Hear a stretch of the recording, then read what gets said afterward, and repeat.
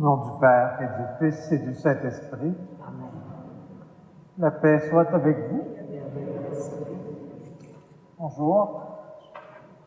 Bienvenue à chacun d'entre vous. Vous vous réunissez comme on se réunit comme un nombre innombrable de chrétiens de par le monde pour entrer dans ce grand temps du carême, ce temps qui nous est offert, un temps peut-être de pénitence, mais un temps de grâce aussi, pour nous ouvrir davantage au Seigneur, à sa parole, à ses interpellations au pardon, à ses interpellations à grandir dans la foi. Un temps du carême qui aura pour terme, comme vous le voyez ici, viens Seigneur, ouvre-nous le chemin. Alors, en nous présentant devant lui aujourd'hui, c'est ce que nous lui offrons, notre volonté par notre démarche, de lui ouvrir le chemin pour qu'il vienne habiter nos cœurs, nos vies, nos maisons. Alors, ensemble, unissons-nous dans une même prière.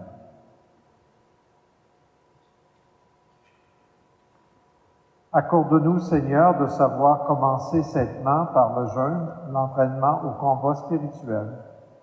Que nos privations nous rendent plus forts pour lutter contre l'esprit du mal.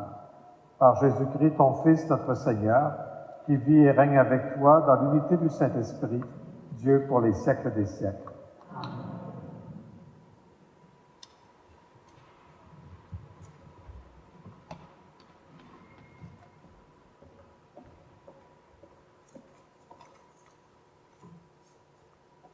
Lecture du livre du prophète Joël. Maintenant, oracle du Seigneur, revenez à moi de tout votre cœur, dans le jeûne, les larmes et le deuil. Déchirez vos cœurs et non pas vos vêtements, et revenez au Seigneur votre Dieu, car il est tendre et miséricordieux, lent à la colère et plein d'amour, renonçant au châtiment. Qui sait, il pourrait revenir. Il pourrait renoncer au châtiment et laisser derrière lui sa bénédiction. Alors vous pourrez présenter offrandes et libations au Seigneur votre Dieu. Sonnez du cor dans Sion, prescrivez un jeûne sacré, annoncez une fête solennelle, réunissez le peuple, tenez une assemblée sainte, rassemblez les anciens, réunissez petits-enfants et nourrissons. Que le jeune époux sorte de sa maison, que la jeune mariée quitte sa chambre. Entre le portail et l'autel, des prêtres, serviteurs du Seigneur, iront pleurer et diront « Pitié, Seigneur, pour ton peuple. N'expose pas ceux qui t'appartiennent à l'insulte et aux moqueries des païens. Faudra-t-il qu'on se dise « Où Dieu, où donc est leur Dieu ?» Et le Seigneur s'est ému en faveur de son pays. Il a eu pitié de son peuple. Parole du Seigneur. Nous rendons grâce à Dieu.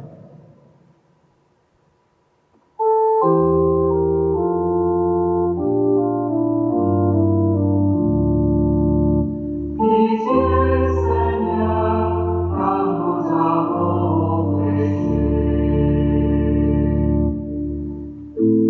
Pitié pour moi, mon Dieu, dans ton amour. Selon ta grande miséricorde, efface mon péché. Lave-moi tout entier de ma faute, purifie-moi de mon offense. Oui, je connais mon péché, ma faute est toujours devant moi. Contre toi et toi seul j'ai péché, ce qui est mal à tes yeux, je l'ai fait. Pitié, Seigneur, car nous avons péché. Crée en moi un cœur pur, ô mon Dieu, renouvelle et raffermis au fond de moi mon esprit. Ne me chasse pas loin de ta face, ne me reprends pas ton Esprit Saint. Rends-moi la joie d'être sauvé, que l'Esprit généreux me soutienne. Seigneur, ouvre mes lèvres,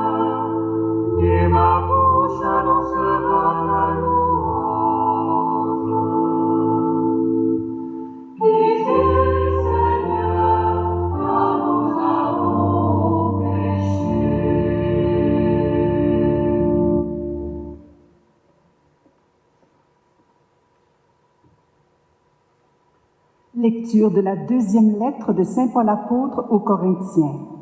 Frères, nous sommes les ambassadeurs du Christ, et par nous, c'est Dieu lui-même qui lance un appel. Nous le demandons au nom du Christ, laissez-vous réconcilier avec Dieu. Celui qui n'a pas connu le péché, Dieu l'a pour nous identifié au péché, afin qu'en lui, nous devenions justes de la justice même de Dieu. En tant que coopérateurs de Dieu, nous vous exhortons encore à ne pas laisser sans effet la grâce reçue de lui. Car il dit dans l'Écriture, « Au moment favorable, je t'ai exaucé. Au jour du sabbat, du salut, je t'ai secouru. Le voici maintenant, le moment favorable, le voici maintenant, le jour du salut. » Parole du Seigneur. Rendons grâce à Dieu.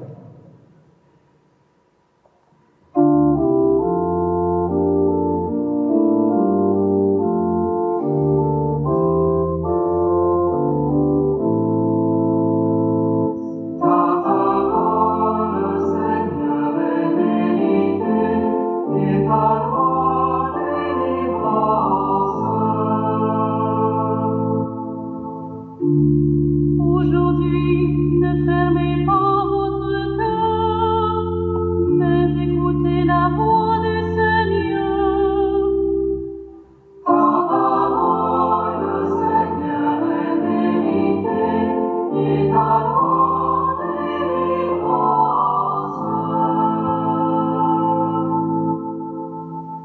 Le Seigneur soit avec vous. Et avec votre esprit, Évangile de Jésus-Christ selon saint Matthieu. gloire à toi, Seigneur.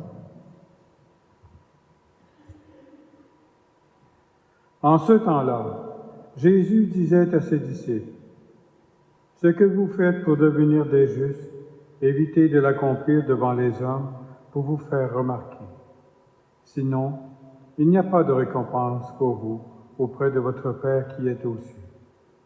Ainsi, quand tu fais l'aumône, ne fais pas sonner la trompette devant toi, comme les hypocrites qui se donnent en spectacle dans les synagogues et dans les rues, pour obtenir la gloire qui vient des hommes. Amen, je vous le déclare, ceux-là ont reçu leur récompense. Mais toi, quand tu fais l'aumône, que ta main gauche ignore ce que fait ta main droite, afin que ton aumône reste dans le secret. Ton Père qui voit dans le secret te le rendra. Et quand vous priez, ne soyez pas comme les hypocrites. Ils aiment à se tenir debout dans les synagogues et au carrefour pour bien se montrer aux hommes quand ils prient. Amen, je vous le déclare.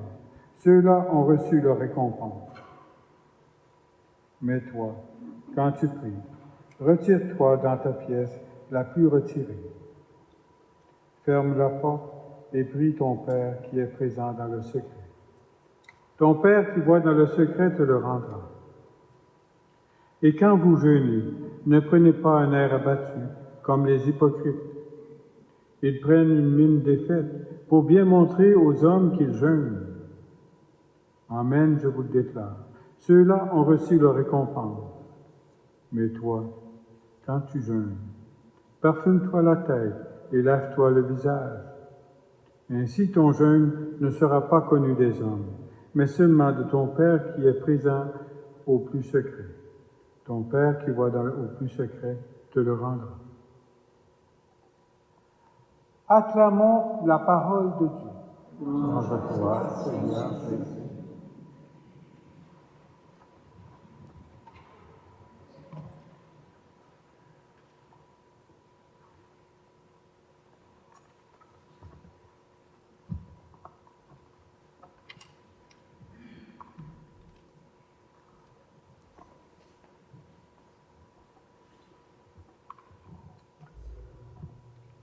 Alors, cet évangile que nous accueillons en début du carême, c'est un évangile qui parle de trois grandes pratiques, celle de l'aumône, celle du jeûne et celle de la prière.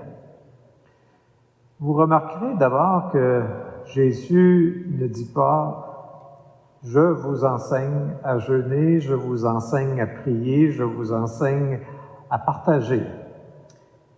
Ça montre que Jésus reprend des grandes pratiques qui existaient déjà dans la foi juive et qui les fait siennes, en quelque sorte, qu'elles deviendront très appropriées pour ses disciples. Ce qu'il fait, c'est parler plus de l'intention derrière cette pratique. L'intention de le faire pour les autres, l'intention de le faire pour la galerie.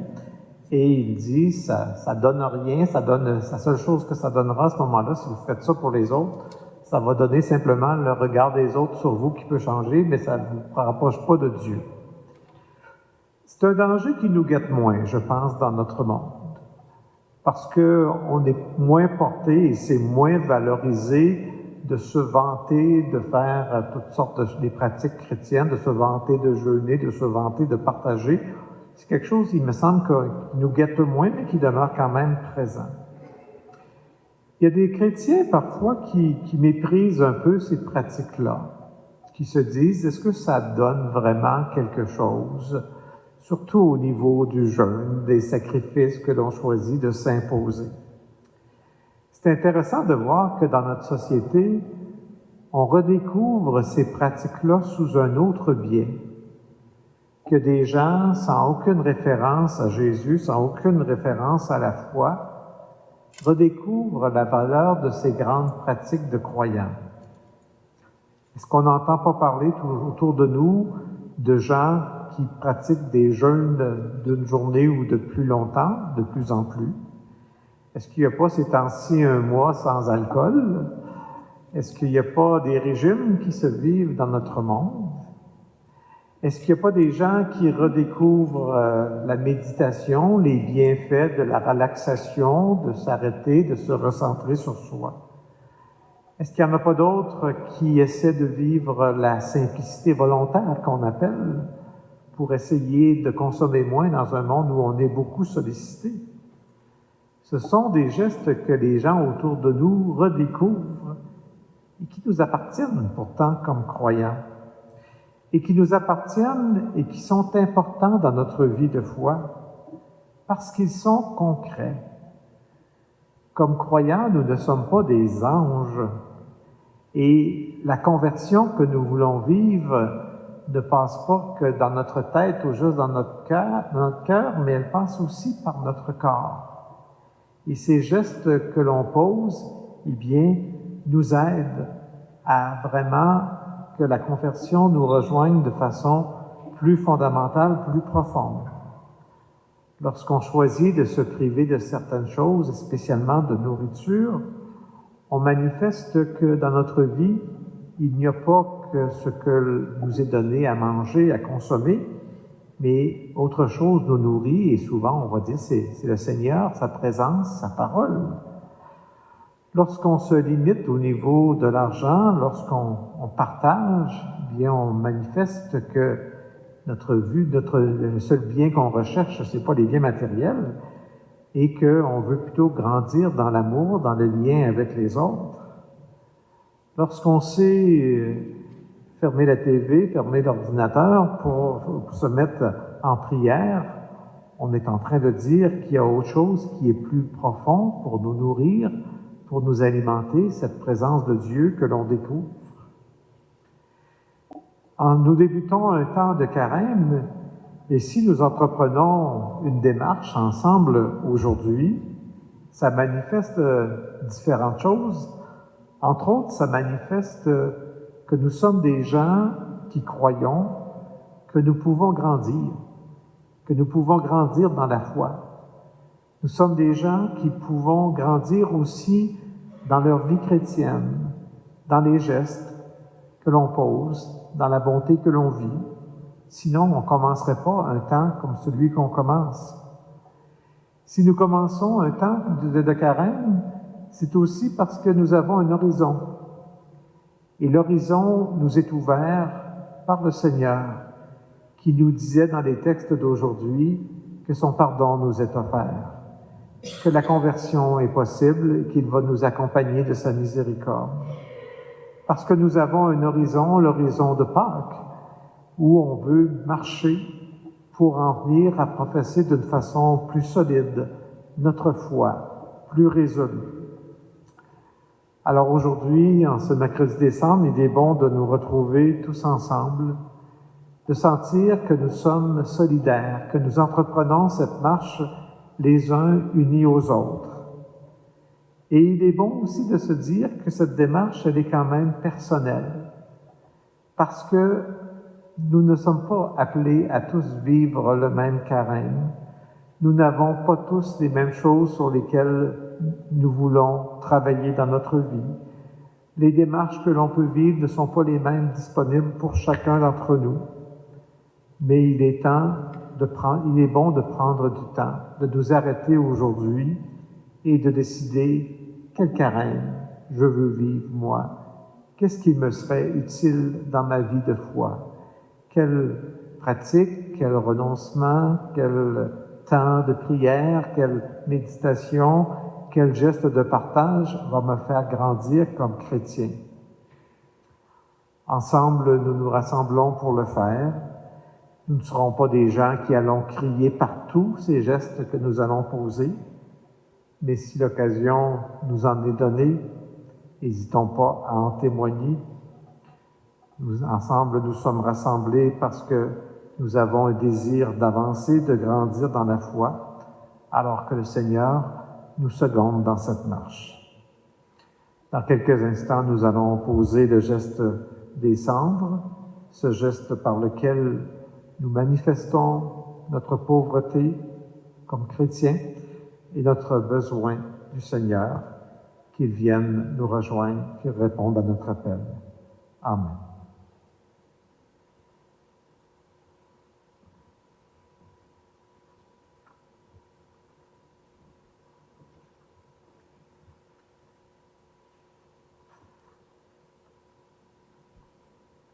Dans l'histoire, je vais demeurer assis quelques instants. Dans l'histoire de l'Église, dans l'histoire de ce grand temps de carême, il y a la réalité des nouveaux baptisés dans l'Église, de ces gens qui, depuis les origines de l'Église, se préparent à accueillir le Seigneur par le sacrement du baptême et de la confirmation et de l'Eucharistie également.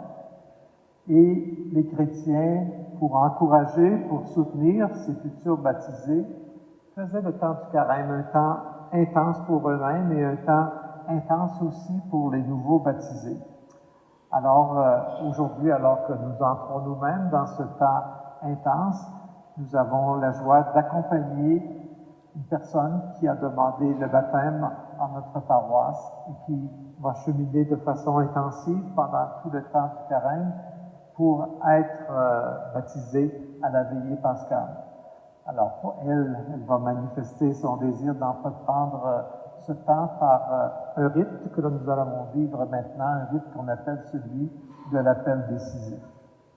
Alors, je vais l'inviter à s'avancer pour marquer ce désir. J'invite Corina Kouame à s'avancer, à venir nous rejoindre.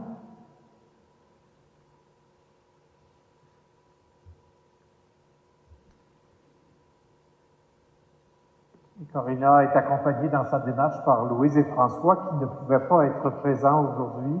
Ils l'accompagnent, ils vont être ses parrains-marraines également. Alors, c'est pourquoi j'ai demandé à l'abbé Martel d'être celui qui va agir un peu comme témoin aujourd'hui, répondre au nom de Louise et François qui sont là. Alors, vous tous ici rassemblés, je vous fais savoir que les responsables du catéchuménat ont décidé que Corina pouvait être admise au sacrement. En vous communiquant cette décision et en m'adressant à l'abbé Raymond, je leur demande à nouveau exprimer leur avis. Alors, cher Raymond, devant Dieu, penses-tu que cette candidate peut être admise au sacrement de l'initiation chrétienne? Oui, je le pense. Alors, je vais maintenant m'adresser à toi, Corina. Tes parrains marraines, de même que les catéchistes ont donné sur toi un bon témoignage. C'est pourquoi l'Église, au nom du Christ, t'appelle au sacrement de Pâques. Il te revient donc, à toi qui as entendu depuis longtemps la voix du Christ, de répondre devant l'Église en exprimant ton désir. Veux-tu être initié par les sacrements du Christ, le baptême, la confirmation et l'Eucharistie? Vous l'avez bien entendu, elle le veut bien. Alors, avec toi, je vais maintenant signer ce registre des catéchumènes, ce registre qui marque que tu fais ce pas de l'appel décisif en entrant en ce temps de carême.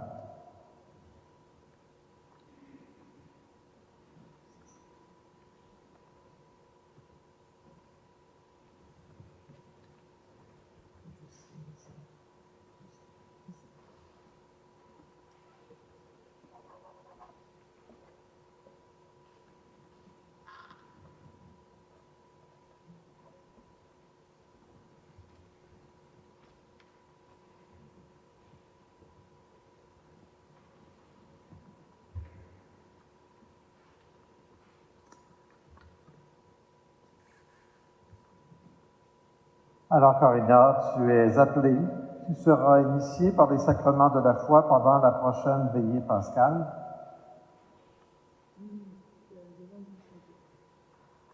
Dieu est fidèle à son appel. À ton tour de lui offrir ta fidélité comme nous l'avons tous fait, nous ici, avec sa grâce.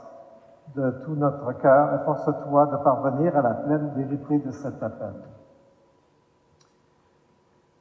Et bon, c'est cette catéchumène auquel tu as rendu témoignage, a été confiée dans le Seigneur avec Louise et François, que votre aide fraternelle et votre exemple les accompagnent jusqu'au jour de la vie divine. Je vais maintenant remettre sur Corinna un vêtement violet de la même couleur que nous portons pour le temps du carême, qui manifeste cette préparation intensive qu'elle va faire dans les prochains jours, jusqu'au jour où elle sera baptisée et sera revêtue du vêtement blanc.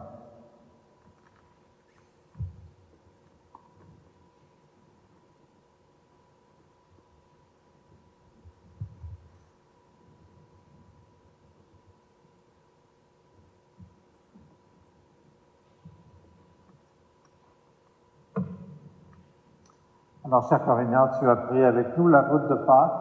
Le Christ sera pour toi le chemin, la vérité et la vie. Continue à marcher dans la paix du Christ. Alors, toutes mes félicitations, ma chère, et une belle démarche jusqu'à Pâques. Je pense qu'on peut l'applaudir.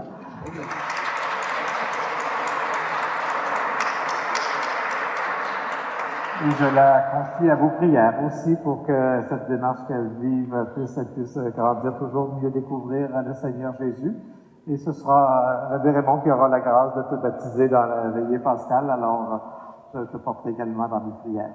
Merci. Voilà, oui. Merci. De redescendre. Merci. Nous sommes maintenant unis à elle, donc nous allons manifester aussi notre désir de faire cette grande marche du temps du carême. Alors, je vais m'approcher des cendres que nous allons accueillir qui nous manifestent notre désir de conversion.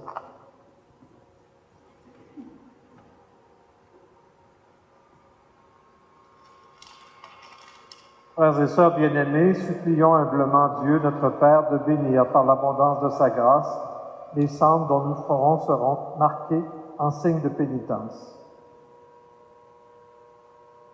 Seigneur Dieu, toi qui te laisses fléchir par ceux et celles qui s'humilient et apaiser par ceux et celles qui réparent leur tort, prête une oreille bienveillante en nos prières.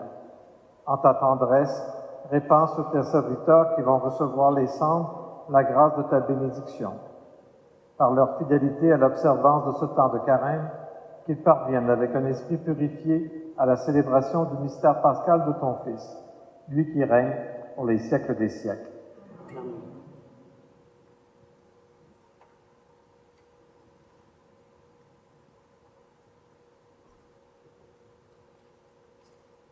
Convertissez-vous et croyez à l'Évangile.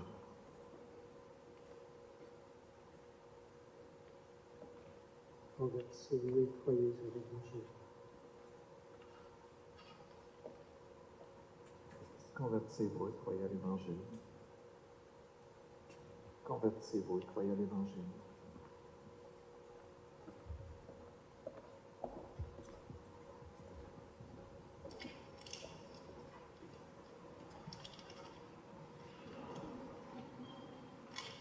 Convertissez-vous et croyez à l'Évangile.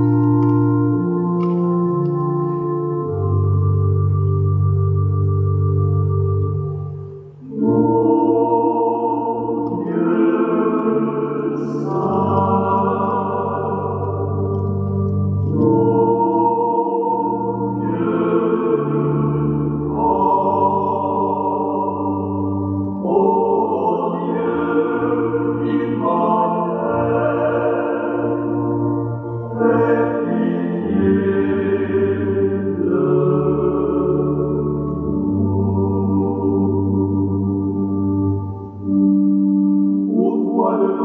infinite, qui fait sans fin miséricorde, fais-nous grâce en ton amour, en ta tendresse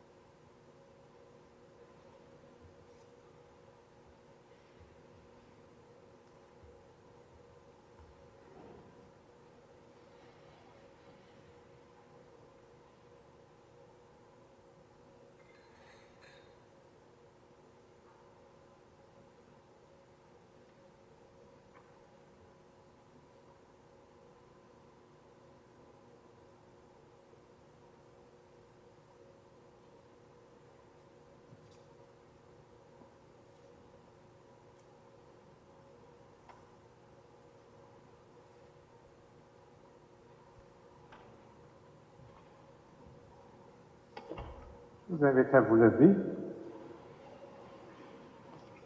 Alors que nous avons la grâce d'accompagner une catéchumène, alors que plusieurs autres catéchumènes aussi vivront l'appel décisif dans ces jours, nous allons prier à leur intention. Tendus vers le mystère de la passion et de la résurrection, source de salut, nous entrons aujourd'hui dans le carême. Les catéchumènes que nous accompagnons vers les sacrements de Pâques attendent de voir en nous les signes d'une vie transformée par le baptême. Prions le Seigneur pour eux et pour nous, en nous stimulant les uns les autres dans la conversion, que nous soyons prêts à vivre la grâce de Pâques. Nous répondrons, Seigneur, exauce-nous. Afin que les catéchumènes se souviennent du jour de leur appel et demeurent reconnaissants pour ce bienfait, ensemble prions. Seigneur, exauce-nous. Afin qu'ils profitent de ce temps favorable pour renoncer au mal et chercher avec nous à devenir des saints. Ensemble, prions. Seigneur, exauce-nous. Pour leurs catéchistes, qu'ils fassent goûter la parole de Dieu à ceux et celles qui le cherchent. Ensemble, prions. Seigneur, exauce-nous. Pour leurs parrains et marraines, que dans leur vie privée comme dans leur vie publique, ils témoignent de l'Évangile. Ensemble, prions. Seigneur, exauce-nous. Pour leurs familles, loin de leur faire obstacle, qu'elles les aident à poursuivre l'inspiration de l'Esprit Saint, ensemble, prions. Seigneur, exauce-nous. Pour notre Assemblée, qu'en ce temps de carême, elle rayonne d'une charité plus grande et d'une prière plus fidèle, ensemble, prions. Seigneur, exauce-nous. Pour tous ceux et celles qui sont encore hésitants, qu'ils mettent leur confiance dans le Christ et participent sans attendre à notre communion fraternelle. Ensemble, prions. Seigneur, exauce-nous. Dieu notre Père, depuis longtemps, tu es venu au-devant de tes amis. Tu as mis sur leur chemin des témoins de ton Fils ressuscité. Tu leur as révélé le mystère inouï de ton amour. Aujourd'hui, tu les appelles à devenir tes enfants dans le baptême de la nouvelle naissance. Rends-les dociles à ton esprit et persévérants dans l'effort pour qu'ils soient jour après jour de plus en plus fidèles à cet appel par Jésus le Christ, notre Seigneur.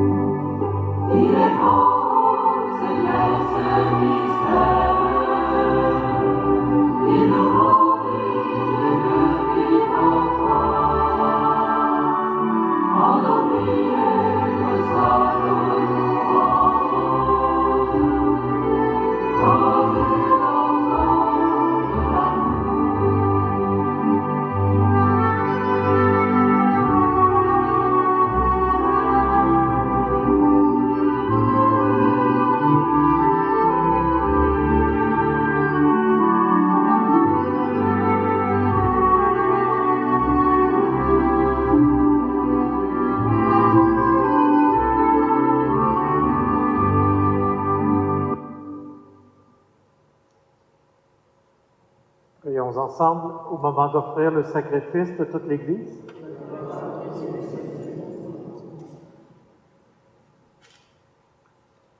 En t'offrant solennellement ce sacrifice au début du carême, nous te supplions, Seigneur, fais que par des actes de pénitence et de charité, nous évitions tout désir mauvais et que, purifiés de nos péchés, nous méritions de célébrer avec ferveur la passion de ton Fils, lui qui vit et règne pour les siècles des siècles.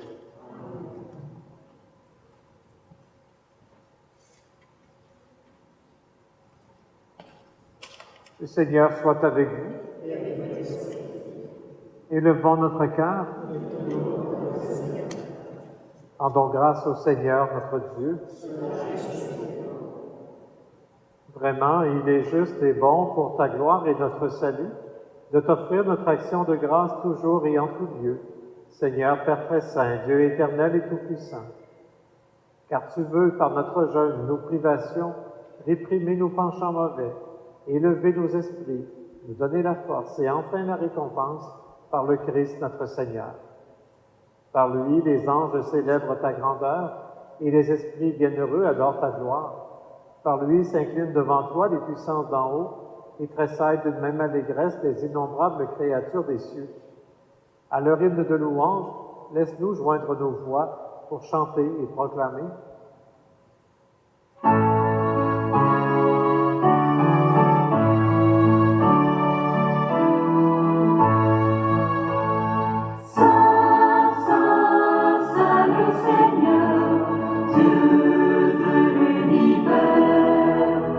Le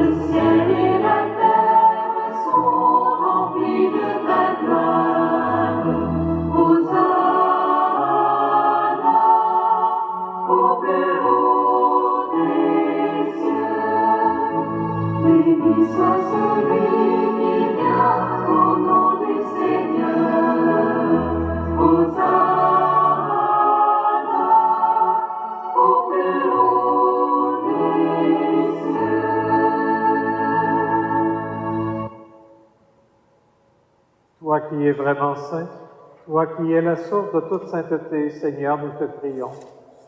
Sanctifie ces offrandes en répandant sur elles ton esprit, qu'elles deviennent pour nous le corps et le sang de Jésus le Christ, notre Seigneur. Au moment d'être livré et d'entrer librement dans sa passion, il prit le pain, il rendit grâce, il le rompit et le donna à ses disciples en disant, « Venez et mangez-en tous, ceci est mon corps livré pour vous. »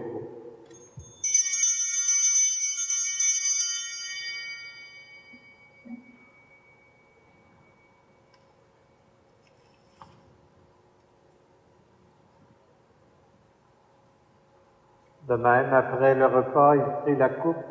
De nouveau, il rendit grâce et la donna à ses disciples en disant, « Venez et buvez-en tous, car ceci est la coupe de mon sang, le sang de l'alliance nouvelle et éternelle, qui sera versé pour vous et pour la multitude en rémission des péchés. Vous ferez cela en mémoire de moi. »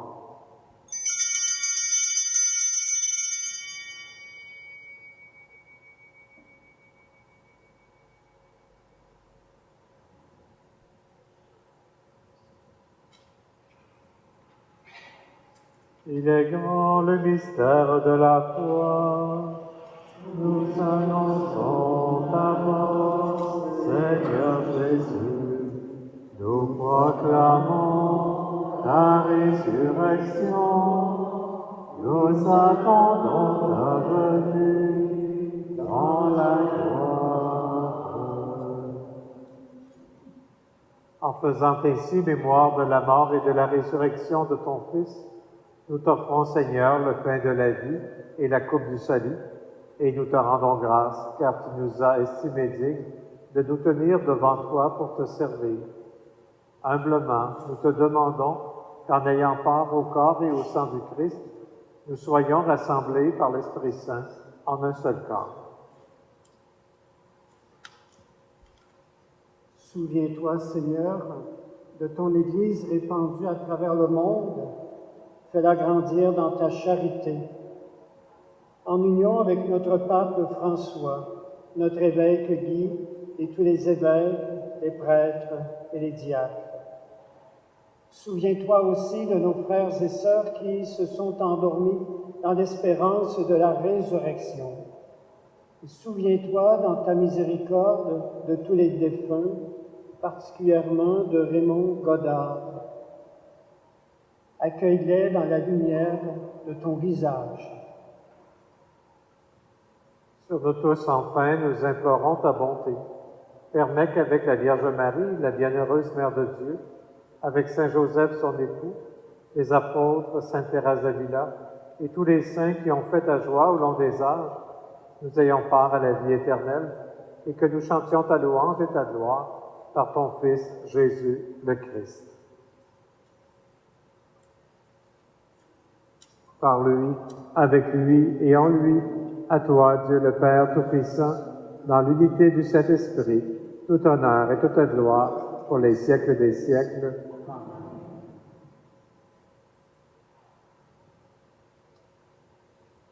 Avec l'esprit de prière que nous voulons développer en ce temps de carême ensemble, nous osons dire, Notre Père qui es aux cieux, que ton nom soit sanctifié, que ton règne vienne, que ta volonté soit faite sur la terre comme au ciel. Donne-nous aujourd'hui notre pain de ce jour. Pardonne-nous nos offenses, comme nous pardonnons aussi à ceux qui nous ont offensés.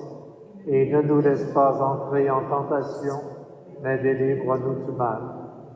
Car c'est à toi qu'appartiennent le règne, la puissance et la gloire pour les siècles des siècles.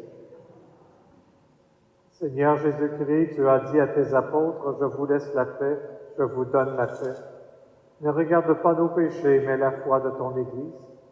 Pour que ta volonté s'accomplisse, donne-lui toujours cette paix et conduis-la vers l'unité parfaite, toi qui vis et règnes pour les siècles des siècles. Amen. Que la paix du Seigneur soit toujours avec vous. Sœurs et frères, partagez-vous un signe de paix.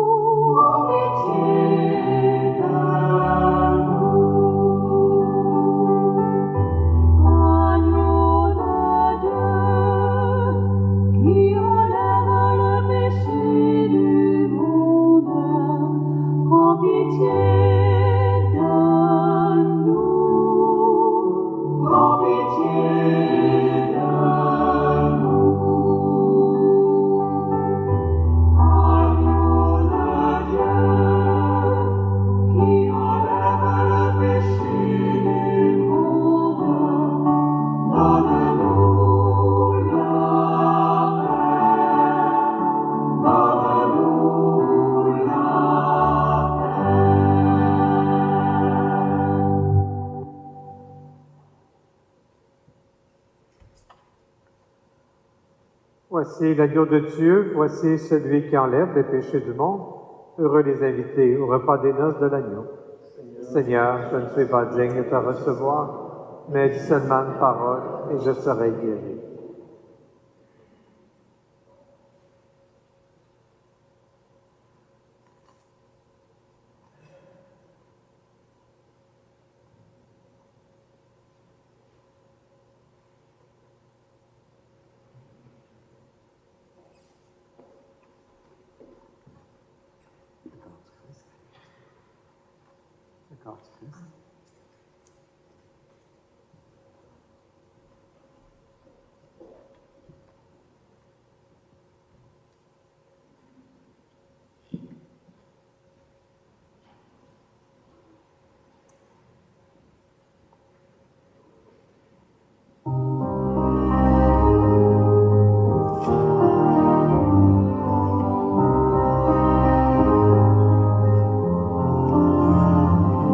Voici le temps de Dieu, ce moment consacré.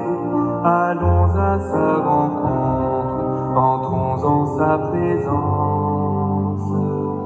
40 jours durant d'un pas vif et joyeux, marchons sur ces chemins dans l'unité. Rends-nous la joie d'être sauvés.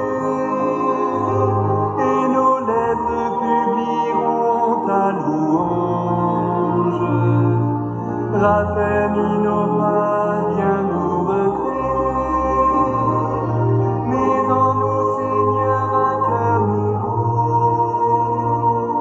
Guidés par son esprit, nous irons les ailes pour écouter sa voix au creux de nos silences. Nous laisserons les biens qui captivent nos cœurs. Vivre l'essentiel, que seul suffit.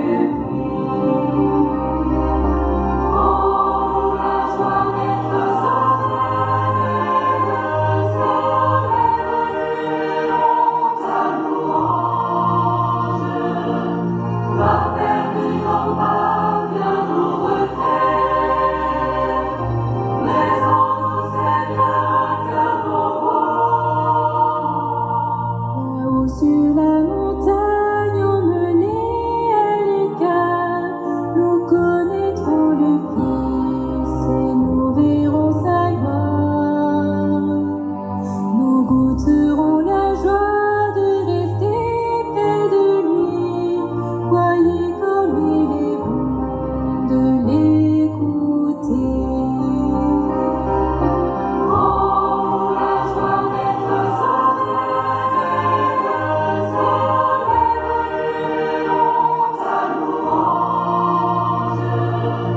Raffermis nos pas, viens nous recréer, mais en nous, Seigneur, un cœur nouveau.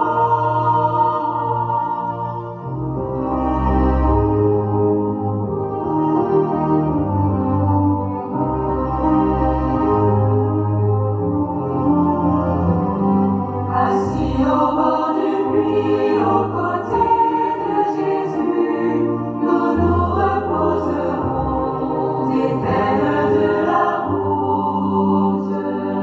Il puisera pour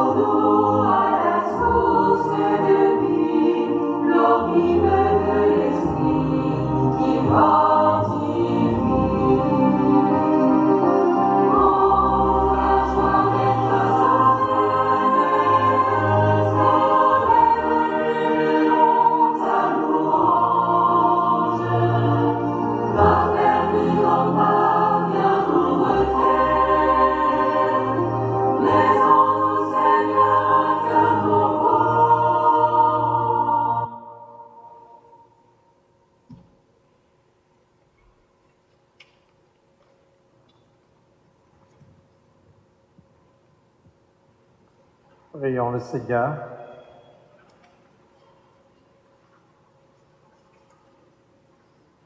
Puisse le sacrement que nous avons reçu, Seigneur, nous procurer ton secours, afin que notre jeûne te soit agréable et contribue à notre guérison par le Christ notre Seigneur. Le Seigneur soit avec vous. Que Dieu Tout-Puissant vous bénisse, le Père, le Fils et le Saint-Esprit. Amen. Nous rendons grâce à Dieu.